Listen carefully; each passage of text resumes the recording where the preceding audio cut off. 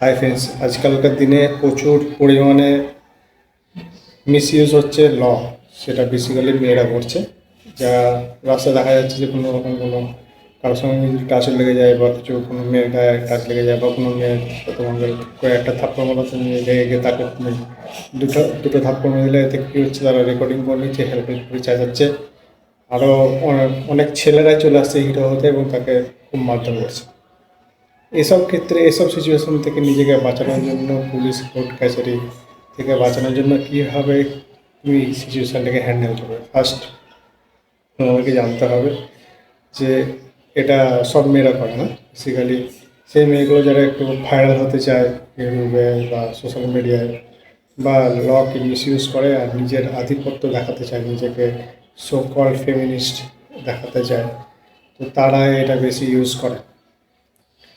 তো তোমাকে এই সিচুয়েশনে ফার্স্ট জানতে হবে যে পাবলিক গ্যাদার হলে তাদের থিঙ্কিং কী থাকে।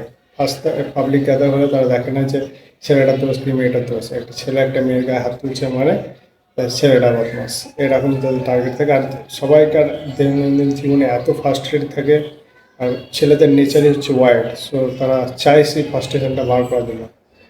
এই ফার্স্ট্রেশন সে বাড়িতে বার করতে পারে না, অফিসে বার করতে পারে না, যখন সে সুযোগ পায় সেখানে বার করা যায়।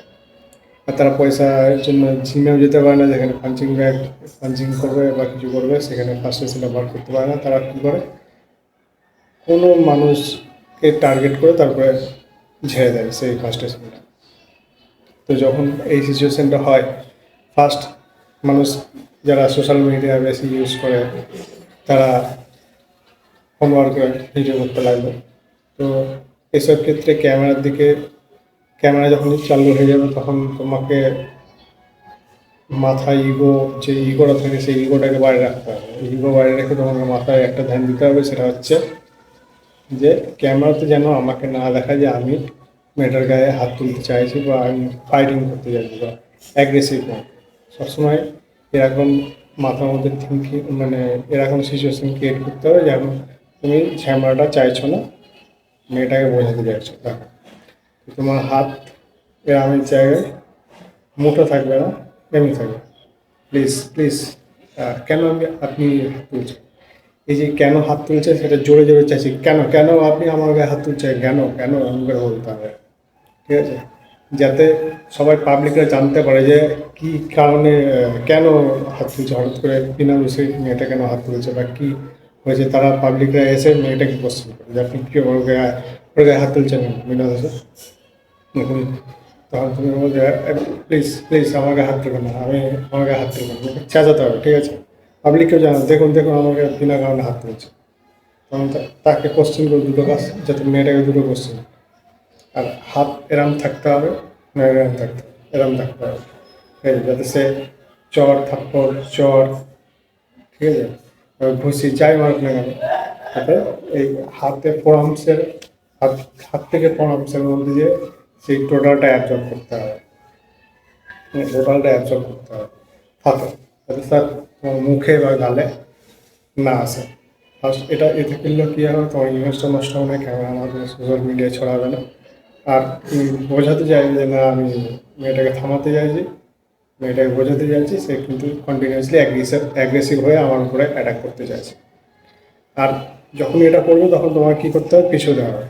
পিছুতে মেয়েটার গায়ের দিকে গেলে হবে, মেয়েটার একদম করে পিছুতে হবে এবং তাকে থামানোর চেষ্টা করতে হবে। মানে খেয়াল রাখতে হবে যেন তোমার পিছনে পাবলিক এসে জমা না হয়ে যায়। যদি পিছনে পাবলিক হয়ে যায় যে আর ফাঁকা আছে সেদিক দিয়ে সেই দিকে এগোতে হবে, ঠিক আছে? আর পাবলিককে কন্টিনিউয়াসলি বোঝাবার চেষ্টা করতে হবে, মেয়েটাকেও বোঝানোর চেষ্টা করতে হবে। এতে গিয়ে পাবলিক একটা টাইমে বুঝবে আর মেয়েটাকে কোশ্চেন করার চেষ্টা করে মেয়েটাকে আটকাবে। তখন তুমি তাদেরকে তোমার সিচুয়েশনটা খুলে বলতে পারো যে এই ব্যাপার হয়েছিল, মেয়েটা আমাকে এইভাবে অপমান করার চেষ্টা করছে, আমাকে ব্লেম করার চেষ্টা করছে বা আমাকে ব্ল্যাকমেল করার চেষ্টা করছে, পাবলিকের সামনে হিউমিলিয়েট করে। তো এই সিচুয়েশন থেকে এইভাবে বাঁচা যায়। আর একটা হচ্ছে, মেয়েটা যদি খুবই অ্যাগ্রেসিভ হয়ে যায় তখন তোমাকে সেলফ ডিফেন্সে তাকে কন্ট্রোল করতে হবে। কন্ট্রোল মানে তাকে অ্যাটাক করা নয়, তাকে কন্ট্রোল করা, তাকে বসে আনা, তার হাত পা এগুলোকে কন্ট্রোল করা। যে তোমাকে মারতে গেলে তুমি হাত থেকে ডিফেন্স করো, হাতকে ডিফেন্স করো, পা পা আটকে দেখে দাও, পা ধরে সরিয়ে দাও, তারপরে সরিয়ে দাও, এইগুলো করো, তাকে অ্যাটাক করা যাবে না। কারণ ফিমেলকে তুমি যদি অ্যাটাক করো তাহলে তোমার নামে নানা রকম কেস কাছারি হাতে না হবে, তোমার সময় নষ্ট হবে, তোমাকে মান সম্মান যাবে, তোমার কাজও চলে যেতে পারে, নানা রকম হতে পারে। তো এখন এই মিস ইউজ থেকে হয়তো রাস্তায় বাঁচার জন্য এটা তোমরা ইউজ করতে পারো।